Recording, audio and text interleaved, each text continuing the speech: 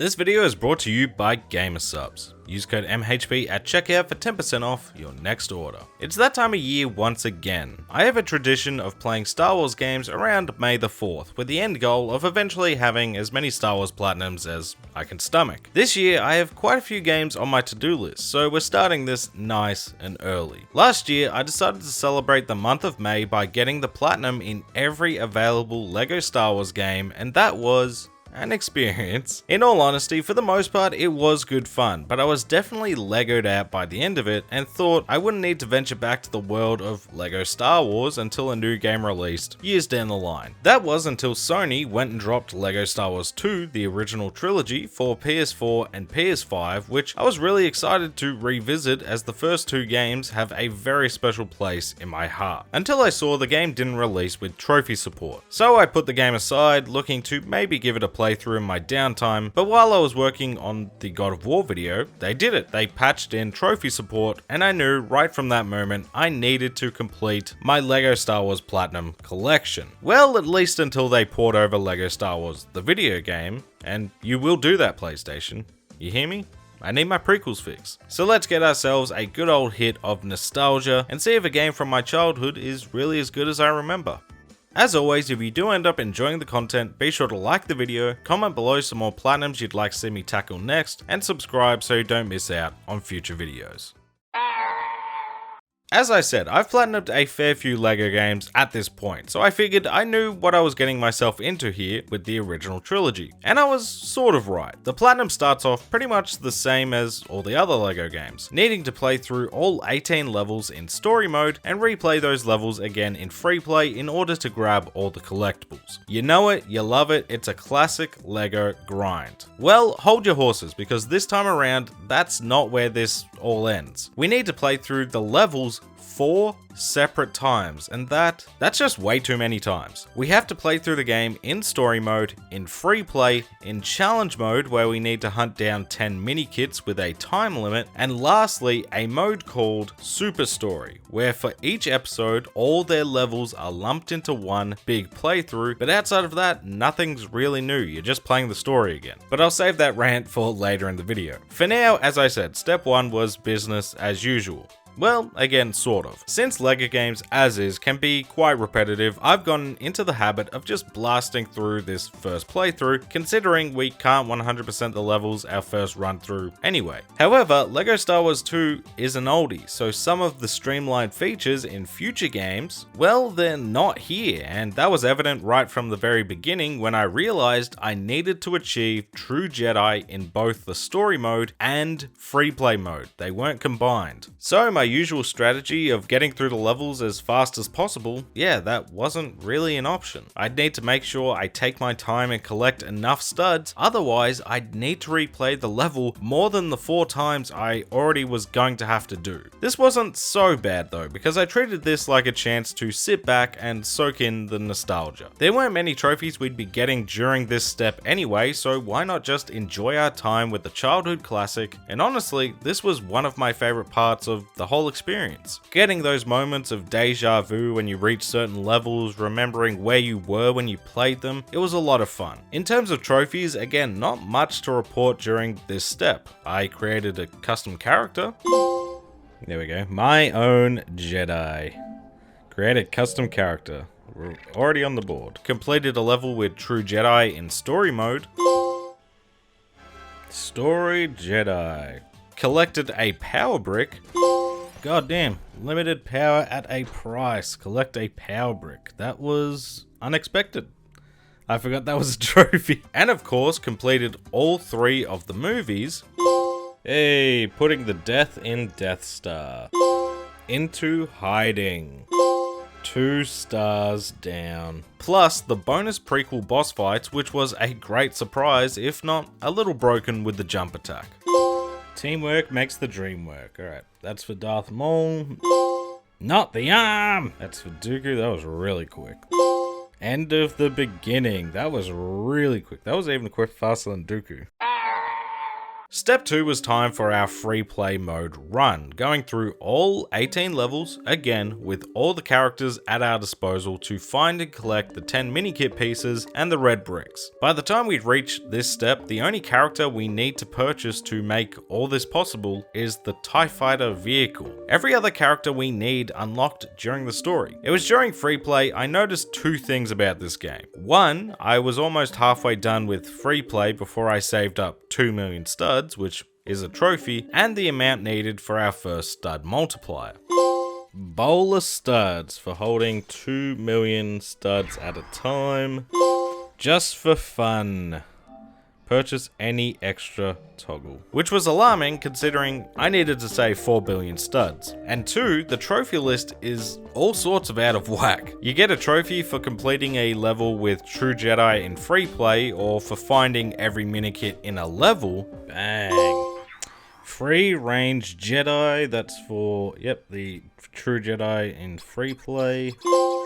And finding the last piece. Complete a chapter with all minikits. But not for the completion part. Not for you to have completed all the levels in True Jedi or found every red brick and minikit. It's just a weird setup to me, like giving a medal to a marathon runner at the start of the race. Regardless, free play was once again good fun, and it always is. I love searching the levels to the absolute fullest, seeing the tricky and sneaky ways the devs have hidden the collectibles, even if some are a bit too niche, and that rewarding feeling when the minikits make something at the end just hits my brain in the right spot. I also took this chance to check out the classic bonus level with the goal to reach 1 million studs, and wow, this was a pain for no reason. There must be a million studs on the nose here, because I was stuck going in circles for a good 15 minutes just trying to find a few extra 1,000 studs. And no, I'm not talking about in the comments.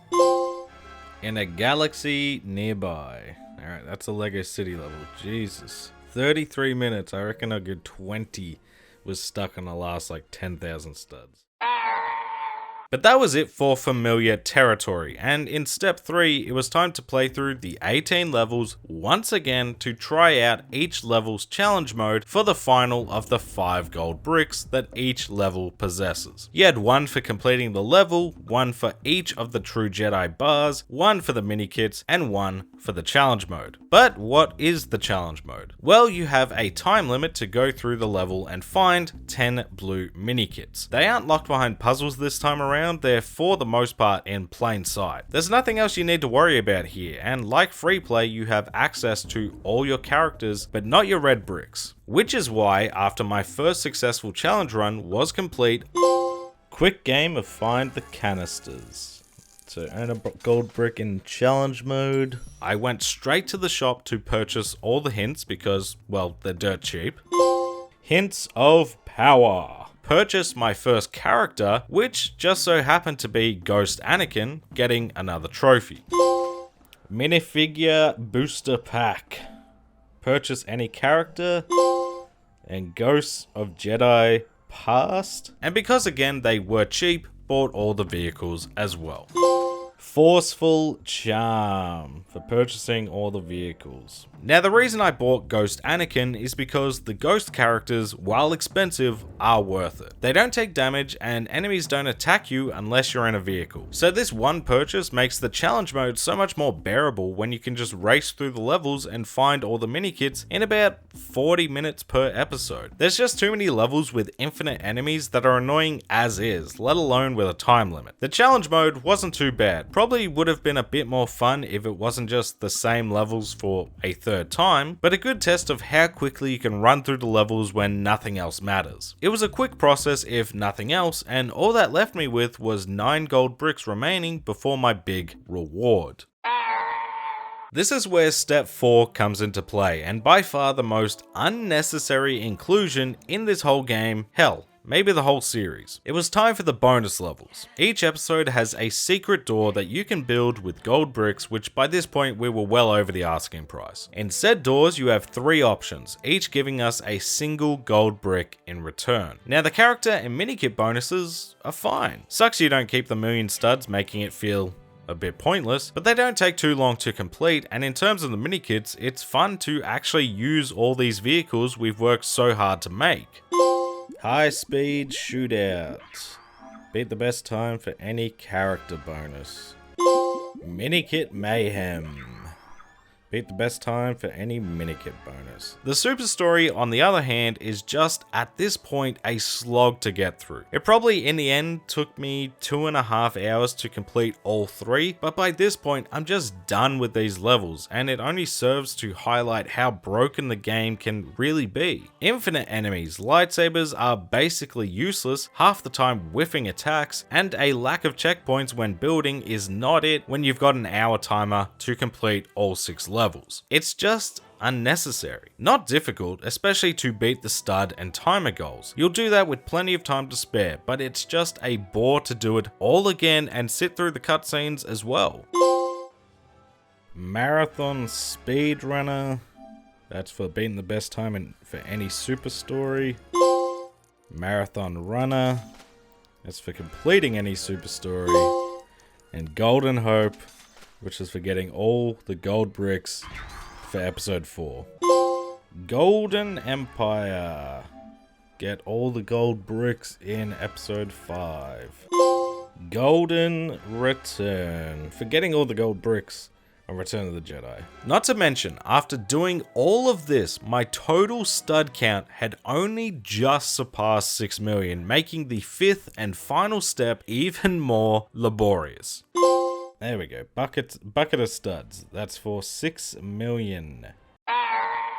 I just had 2 trophies left and the platinum would be mine, and this is where the 99 gold bricks finally pays off. I needed to get to 4 billion studs at once and purchase all the characters, and the easiest way to do that is by heading down to the minikit lot to build the stud fountain, which you need 99 gold bricks to do so. Now first, I needed to get enough studs to actually purchase more of the stud multipliers, because all I had so far was ×2 and ×4. So that was a process even in itself. There's not much to this. I just sat underneath the fountain for God knows how long, really just took a break while it did its thing, and eventually I gathered up my 4 billion, and with that purchased all the remaining characters, and our time with LEGO Star Wars 2 The Original Trilogy was done. Yee! Oh, you maxed out at 4 billion. Okay, all studded out. Hold 4 billion studs at a time. For some reason, that's the cap. That's a weird cap number to me, but anyway. Alright, final character. Forlom. Full cast. Let's go. That's for purchasing all characters. May the Force brick with you. And I've got to be honest, I'm pretty flaccid, game. I'm not bricked up at all. But there we go. 20.5 hours for the 100%. Not too shabby. Bit slow by my standards, but whatever. Yeah, this was a good time to revisit, but in terms of the platinum, my god is it tedious for no reason. Before I end this video, I just want to say this final piece. As tedious and repetitive as the platinum for this game was, I'd do this 10 times over ever doing the Skywalker Saga ever again. Thank you so much for watching. If you made it this far into the video, make sure to leave a comment with "I'm bricked" to let me know that you made it to the end. If you enjoyed it, don't forget to like and subscribe. Leave a comment below and let me know some platinum experiences you want to see me tackle next. Shout out to the channel members for that extra level of support, and special thanks to the members of the Bear Club, G&T Papi, Nugget, Dark Wolf, Scott Unwin, Steel Vanguard, NPO Crusader, Lug Knights, It's Grey J, Kuzma, Pathcast, Zafado, and Golden Sparrow. Thank you all, and I'll catch you in the next one.